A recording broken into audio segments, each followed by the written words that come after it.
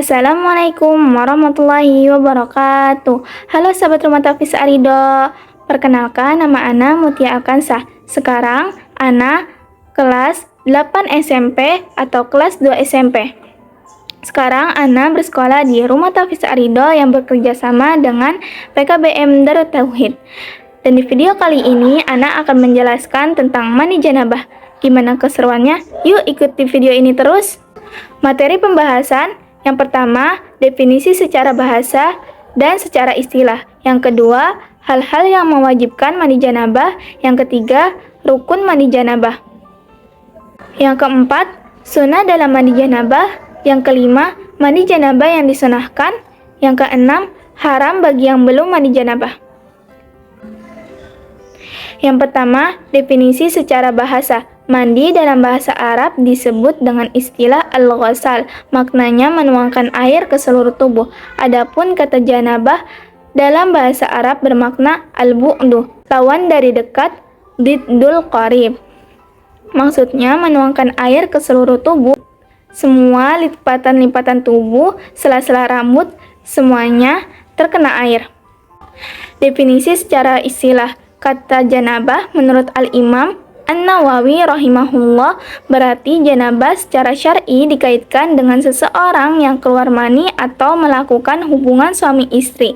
Disebut bahwa seseorang itu junub karena dia menjauhkan sholat masjid dan membaca Al-Quran serta menjauhkan atas hal-hal tersebut.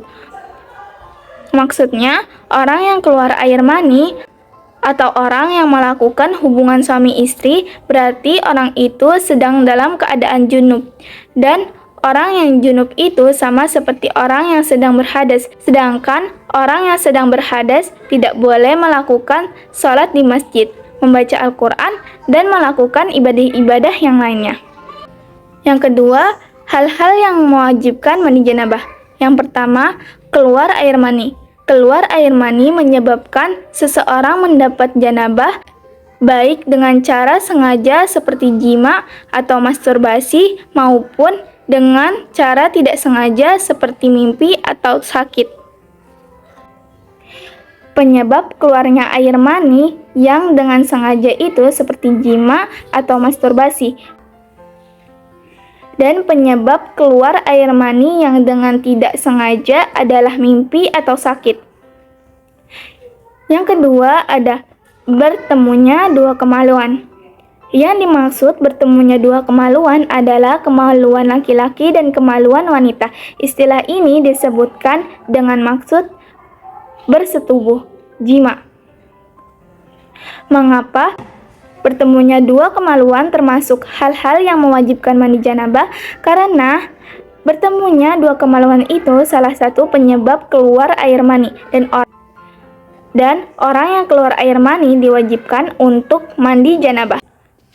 Yang ketiga, meninggal. Seseorang yang meninggal dunia membuat orang lain wajib untuk memandikan jenazah. Karena orang yang meninggal itu disalatkan, sedangkan orang yang disalatkan itu harus suci, dan cara mensucikannya dengan mandi janabah. Yang keempat, haid dan nifas. Haid dan nifas adalah darah yang keluar dari rahim wanita. Jika darah itu sudah habis dan tidak keluar lagi, maka seseorang itu wajib. Perempuan itu sudah punya jadwal haidnya tersendiri. Jadi, jika masa haidnya sudah habis, diwajibkan untuk yang kelima atau yang terakhir melahirkan. Seorang wanita yang melahirkan anak, meski anak itu dalam keadaan mati, maka wajib atasnya untuk melakukan mandi janabah. Bahkan meski saat melahirkan itu tidak ada darah yang keluar. Artinya, meski seorang wanita tidak mengalami nifas, namun tetap wajib atasnya untuk mandi janabah lantaran persalinan yang dialaminya. Maksudnya,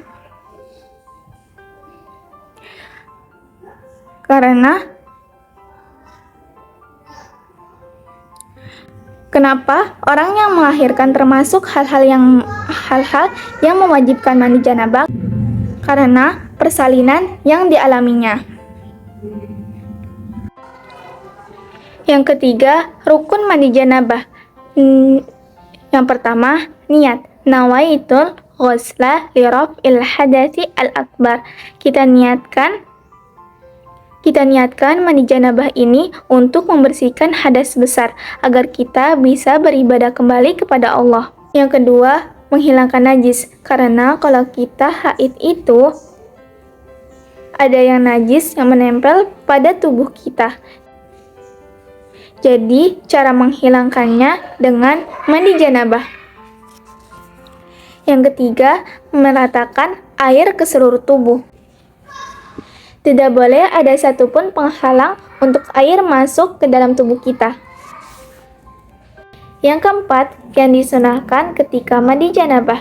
Aisyah radhiyallahu anha berkata, ketika mandi janabah, Nabi Shallallahu alaihi wasallam memulainya dengan mencuci kedua tangannya, kemudian ia menumpahkan air dari tangan kanannya ke tangan kiri, lalu ia mencuci kemaluannya, kemudian berwudu seperti wudu orang salat. Kemudian beliau mengambil air lalu memasukkan jari-jari tangannya ke sela-sela rambutnya, dan apabila ia yakin semua kulit kepalanya telah basah, beliau menyirami kepalanya 3 kali. Kemudian beliau membersihkan seluruh tubuhnya dengan air, kemudian diakhiri beliau mencuci kakinya. Hadis riwayat Bukhari dan Muslim. Sunnah mandi janabah. Yang pertama, mencuci kedua tangan. Kedua, mencuci 2 kemaluan. Yang ketiga, membersihkan najis. Yang keempat, berwudu. Yang kelima, menyela-nyela rambut. Yang keenam, menyiram kepala. Yang ketujuh, membasahi seluruh badan. Yang kedelapan, mencuci kaki. Yang kelima, mandi janabah yang disunahkan. Pertama, salat Jumat. Yang kedua, salat Idul Fitri dan Idul Adha. Yang ketiga, salat gerhana dan istisqa. Yang keempat, setelah memandikan mayat. Yang kelima, sada dari pingsan, gila, dan mabuk.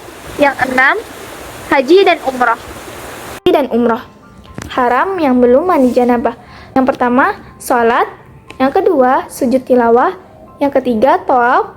Yang keempat, memegang atau menyentuh mushaf. Yang kelima, melafazkan ayat-ayat Al-Quran. Yang keenam, masuk ke masjid.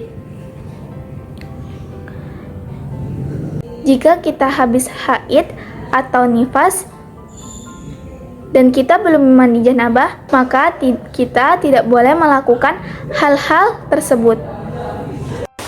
Nah, itu dia video tentang mandi janabah. Semoga bermanfaat. Kurang lebihnya mohon maaf. Wassalamualaikum warahmatullahi wabarakatuh.